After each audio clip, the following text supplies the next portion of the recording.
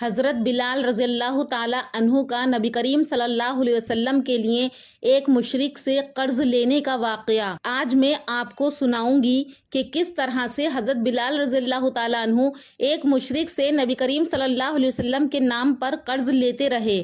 جی ہاں دوستو، یہ واقعہ ہے حضرت بلال رضی اللہ تعالی عنہ کا کہ وہ برابر نبی کریم صلی اللہ علیہ وسلم کے نام پر ایک مشرک سے قرض لیتے تھے۔ واقعے کو پورا سنیے گا، تبھی آپ کی سمجھ میں آئے گا کہ کس طرح سے حضرت بلال رضی اللہ تعالیٰ عنہ نبی کریم صلی اللہ علیہ وسلم کے نام پر قرض لیتے تھے۔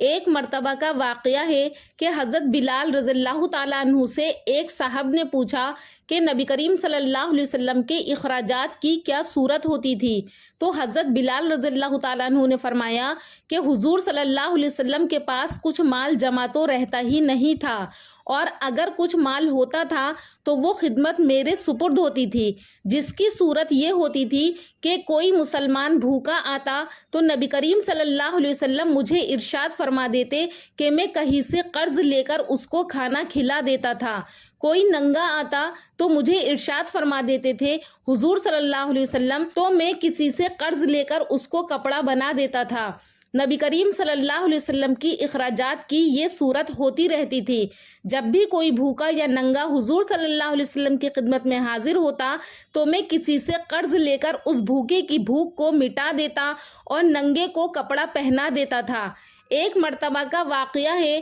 کہ حضرت بلال رضی اللہ تعالیٰ عنہ فرماتے ہیں کہ مجھے ایک مشرک ملا، اس نے مجھ سے کہا کہ میں بہت مالدار ہوں، اے بلال تو کسی سے قرض نہ لیا کر، جب تجھے ضرورت ہوا کرے تو مجھ سے آ کر قرضہ لے لیا کر، میں تجھے قرضہ دے دیا کروں گا۔ تو اس پر حضرت بلال رضی اللہ تعالیٰ عنہ نے کہا کہ اس سے بہتر اور کیا ہوگا، تو حضرت بلال رضی اللہ تعالیٰ عنہ نے اس آدمی سے قرضہ لینا شروع کر دیا۔ جب نبی کریم صلی اللہ علیہ وسلم کا ارشاد ہوتا تو حضرت بلال رضی اللہ تعالیٰ عنہ اس آدمی سے قرضہ لاتے اور بھوکوں کو کھانا کھلاتے، یا پھر جو ننگا ہوتا اس کو کپڑے پہنا دیتے تھے، یا اور کسی ضرورت کے متعلق کوئی شخص آتا تو قرضہ لے کر اس کی ضرورت کو پورا کر دیا کرتے تھے اور نبی کریم صلی اللہ علیہ وسلم کے ارشاد کی تکمیل کر دیتے تھے۔ حضرت بلال رضی اللہ تعالیٰ عنہ فرماتے ہیں کہ ایک مرتبہ میں وضو کر کے اذان کہنے کے لیے کھڑا ہو ہی رہا تھا کہ وہی مشرک اپنی ایک پوری جماعت کے ساتھ آیا اور کہنے لگا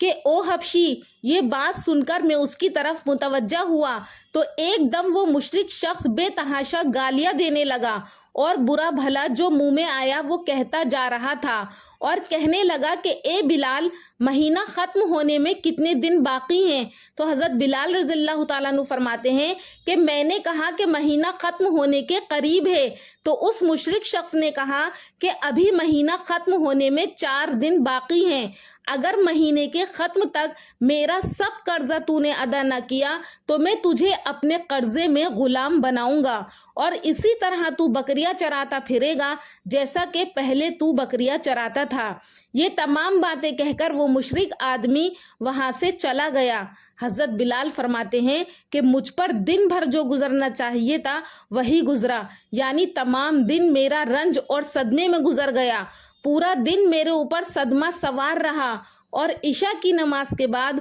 حضور صلی اللہ علیہ وسلم کی خدمت میں تنہائی میں حاضر ہوا، اور پھر میں نے حضور صلی اللہ علیہ وسلم کو سارا قصہ سنایا اور عرض کیا کہ یا رسول اللہ، نہ تو آپ کے پاس اس وقت قرضے کے ادا کرنے کا فوری کوئی انتظام ہے اور نہ ہی کھڑے کھڑے میں کوئی انتظام کر سکتا ہوں، وہ آدمی ہمیں ذلیل کرے گا، اس لیے اگر اجازت ہو جب تک قرضے کا انتظام نہیں ہو پاتا ہے تو میں کہیں پر غائب ہو جاتا ہوں، جب آپ کے پاس کہیں سے کچھ آ جائے گا اے اللہ کے رسول تو میں حاضر ہو جاؤں گا۔ حضرت بلال فرماتے ہیں کہ یہ عرض کر کے میں اپنے گھر آیا، میں نے تلوار لی، ڈھال اٹھائی، جوتے اٹھائے، یہی میرا سامان سفر تھا، اور صبح ہونے کا انتظار کرتا رہا کہ صبح کے قریب میں کہیں چلا جاؤں گا۔ صبح قریب ہی تھی کہ فوراً ایک شخص دوڑے دوڑے آئے اور حضرت بلال رضی اللہ تعالیٰ عنہ کے دروازے پر دستک دی اور کہا کہ بلال جلدی کرو، حضور صلی اللہ علیہ وسلم کی خدمت میں جلدی چلو۔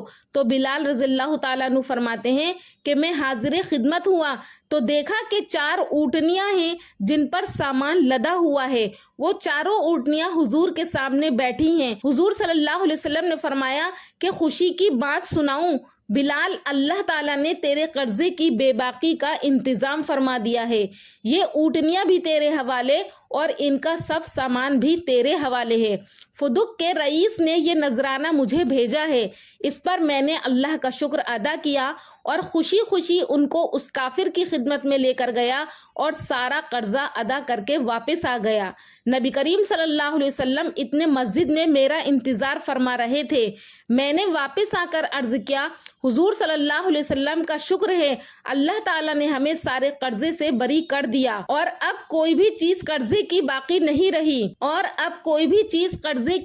نہیں رہی۔ حضور صلی اللہ علیہ وسلم نے دریافت فرمایا کہ سامان میں سے کچھ اور سامان باقی ہے یا سارا قرضے میں چلا گیا؟ تو حضرت بلال فرماتے ہیں کہ میں نے عرض کیا کہ جی ہاں، کچھ سامان ابھی باقی ہے۔ تو حضور صلی اللہ علیہ وسلم نے فرمایا کہ اسے بھی تقسیم ہی کر دو تاکہ مجھے سکون ہو جائے، میں گھر میں بھی اس وقت تک نہیں جاؤں گا جب تک کہ یہ مال تقسیم نہ ہو جائے۔ تمام دن گزر جانے کے بعد عشاء کی نماز سے فارغ ہو کر حضور صلی اللہ علیہ وسلم نے پھر حضرت بلال سے عرض کیا کہ وہ بچا ہوا مال تقسیم ہو گیا یا نہیں؟ تو حضرت بلال فرماتے ہیں کہ میں نے عرض کیا، اے اللہ کے رسول، ابھی اس میں سے کچھ سامان موجود ہے، ضرورت مند لوگ آئے ہی نہیں۔ تو حضور صلی اللہ علیہ وسلم نے مسجد ہی میں آرام فرمایا، آپ اپنے گھر نہیں گئے۔ پھر دوسرا دن گزر گیا اور دوسرے دن عشاء کے بعد حضور صلی اللہ علیہ وسلم نے فرمایا کہ کہو بلال کہ ابھی کچھ سامان باقی ہے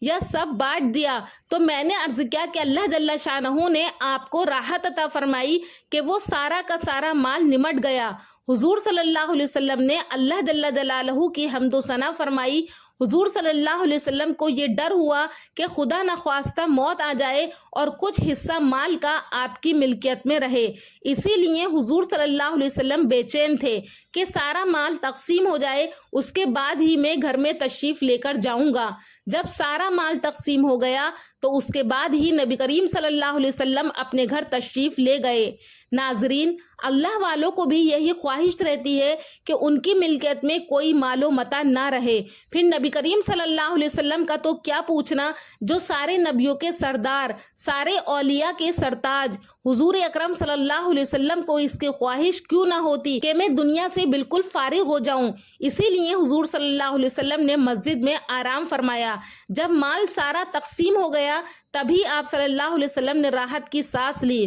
دوستو، امید کرتی ہوں کہ آپ کو سمجھ میں آ گیا ہوگا کہ نبی کریم صلی اللہ علیہ وسلم کی اخراجات کی کیا صورت ہوتی تھی۔ آج ہمارے پاس مال ہوتا ہے تو ہم اس کو بچا بچا کر رکھتے ہیں، ہم اپنے کل کے بارے میں نہیں سوچتے۔ اللہ پاک سے دعا ہے کہ اللہ پاک ہمیں بھی حضور صلی اللہ علیہ وسلم کی سنتوں پر اور صحابہ کرام کے طریقے پر عمل کرنے والا بنائے۔ دوستو، آپ کو یہ بات بھی بتاتی چلوں کہ یہ واقعہ حکایت صحابہ میں موجود ہے۔ انشاءاللہ پھر ملاقات کروں گی ایک اور اچھے واقعے کے ساتھ اگلی ویڈیو میں۔ تب تک کے لیے اللہ حافظ۔